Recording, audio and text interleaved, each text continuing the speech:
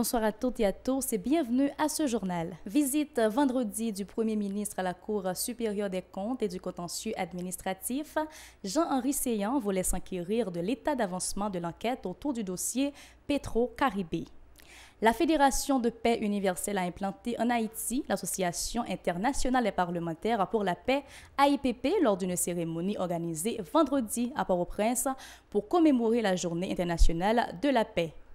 L'Association pour la promotion de la famille haïtienne Pro-Famille organise le 26 septembre prochain une foire de la santé autour du thème « Réduction des grossesses non désirées » à l'occasion de la Journée mondiale de la contraception.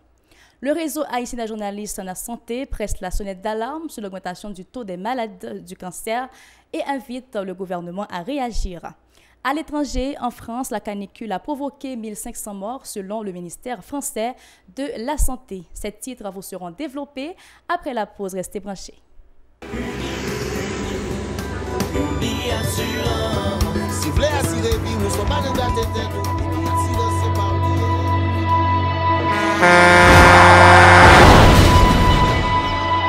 En général, moun pa reme pran assurance. Yo considéré que son l'argent rejeté. Et pourtant, l'argent assurance te doué dans budget ou à côté l'argent caille avec l'argent mangé. Li là pour les deux ou traverser un mauvais pas.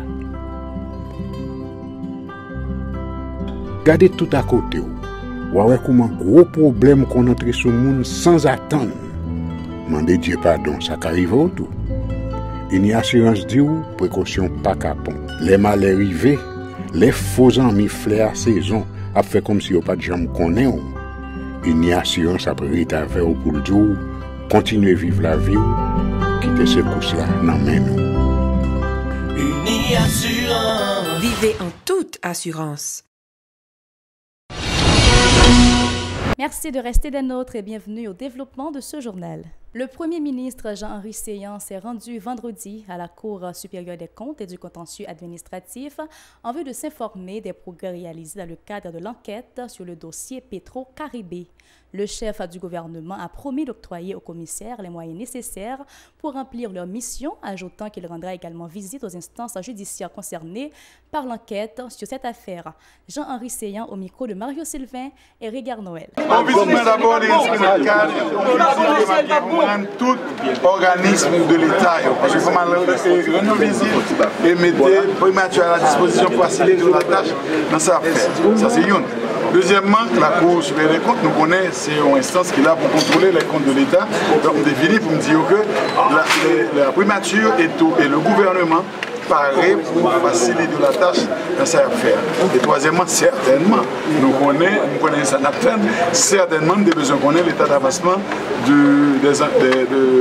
des études et du travail qui se fait sur le dossier Petro-Caribé. Ne me pas oublier, pour la gagner, c'est audit pour le faire. C'est audit à la fait, il va avancer. Je me devine dire que si il y a n'importe quel problème, n'importe quel retard qui est dans la délivrance de certaines pièces, dans la délivrance de certaines informations du gouvernement ou d'autres institutions dépendantes du gouvernement, moi là pour vous, n'hésitez pas hésiter à écrire parce que moi là pour faciliter la tâche et que rapidement nous sommes capables de résultats sur ça que vous faites. Moi je viens pour aller tout au niveau du tribunal pour me regarder comment il y a évolué. C'est vrai que la justice est indépendante, mais quand même il faut que nous la regarder et faciliter.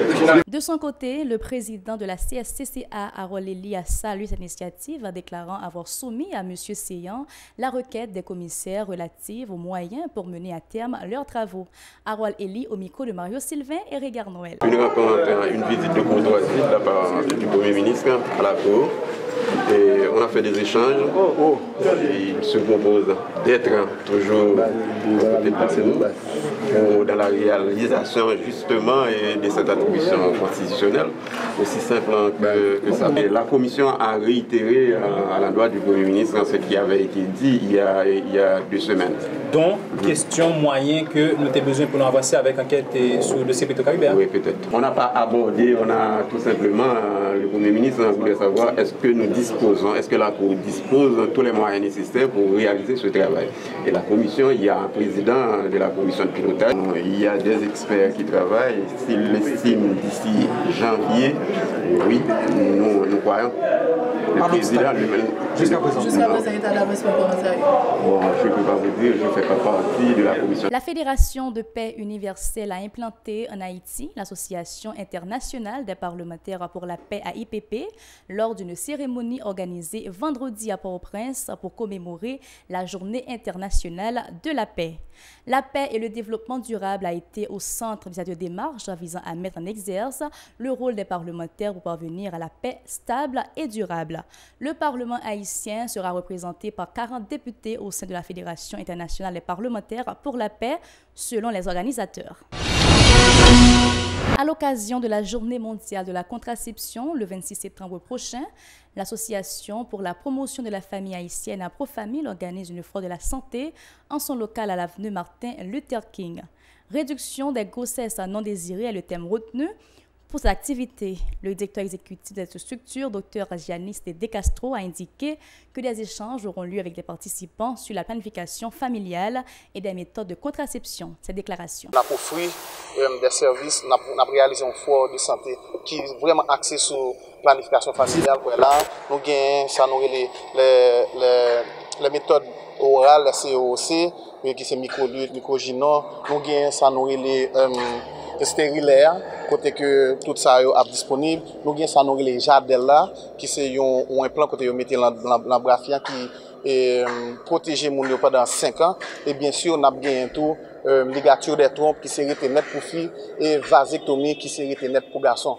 Donc, là, je vous dis ça, on a bien information, on a bien sensibilisation, on a bien service, soins qui sont disponibles sur ça. Côté Napofri, c'est côté Napofri, service gratuitement, la clinique pour famille qui est dans Martin Luther King, mercredi 26 ans. Et nous voulons pour parole la parler, pour nous comprendre, pour nous connaître, parce que on appliquer une méthode planning, qui gagne un impact positif sur la vie d'un individu, sur la vie au couple, sur la vie en société et sur la vie en communauté de façon globale et générale. Donc pour qui ça n'a pas lancé l'activité, c'est parce qu'en général, le 26 septembre, c'est une occasion pour nous parler de l'importance de planification familiale, pour nous parler de qui est pas que le gagnant, pour qui ça pour nous parler de lui, pour qui ça pour nous adopter une méthode PF et bien sûr d'aide pour nous déconstruire toute mythe qui gagne autour de méthode. Dr Giannis De Castro a par ailleurs fait remarquer que les méthodes de planning familial pourront éviter les décès suite à des cas d'avortement dans des mauvaises conditions. Écoutons. Imaginons aujourd'hui là, un jeune qui l'école, un jeune qui l'université, un grossesse non désirée pour lui, remettre en question et même qu'à craser tout rêve d'avenir parce que lui ne doit pas gérer une grossesse. Donc ça en 2018. Thème retenu, c'est pour réduction des grossesses non désirées au niveau mondial. Parce que les chiffres ont montré que les gens qui tombent enceinte sans pas vouloir, sans pas avoir intention de tomber enceinte, chercher à débarrasser de grossesse et à faire un avortement.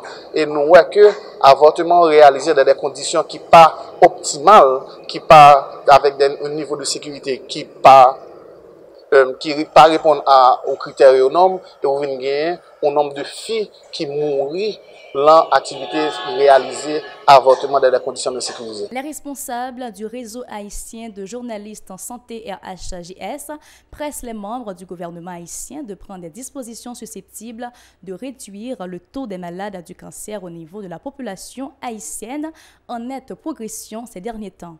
Le secrétaire général de cette structure, Dr Odile L'Espérance, se prononce particulièrement en faveur d'une campagne de sensibilisation et la prise en charge des patients pour lutter contre les différents types de cancer. Il est au micro de Mario Sylvain et Régard Noël.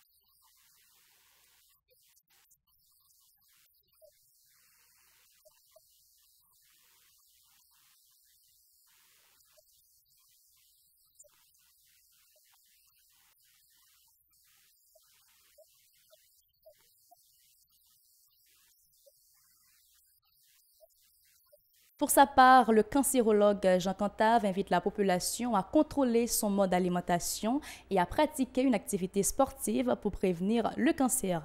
Écoutons ses propos.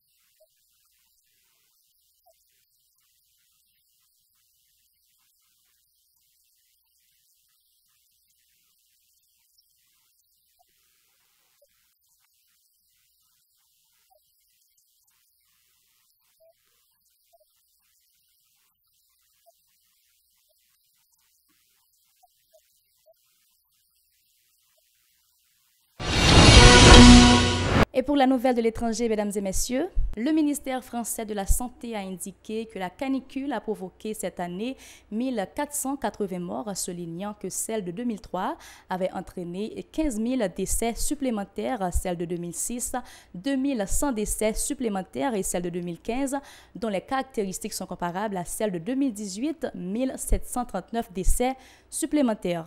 Selon la ministre Agnès Buzyn, l'impact sanitaire est relativement modéré.